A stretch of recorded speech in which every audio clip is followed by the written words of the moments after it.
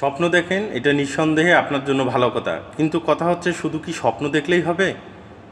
আপনি যদি শুধু স্বপ্ন দেখেন তাহলে সারা জীবন আপনি স্বপ্ন দেখতেই থাকবেন, কিন্তু সেই স্বপ্নটা আপনি হাত দিয়ে কখনো ছুঁয়ে দেখতে পারবেন না। আমরা অনেক সময় অনেক ব্যক্তি আছি, আমরা যারা সারা জীবন শুধু স্বপ্ন দেখি আমার একটা যদি গাড়ি হইতো, একটা বাড়ি হইতো, সুন্দরী একটা নারী হইতো, কিন্তু এইটা অর্জন করতে গেলে যে কিছু করতে হয় সে বিষয়টা আমাদের অনেকের জানা থাকে না, বা অনেকে আমরা চেষ্টা করি না।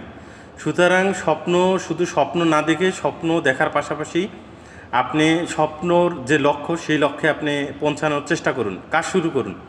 অর্থাৎ আপনি হয়তোবা 2025 সাল থেকে একটা জিনিস শুরু করতে যাচ্ছেন যে আগামী নভেম্বর থেকে শুরু করব, এই চিন্তা না করে আগামী নভেম্বরের কথা না চিন্তা করে আপনি আজকে থেকেই শুরু করুন।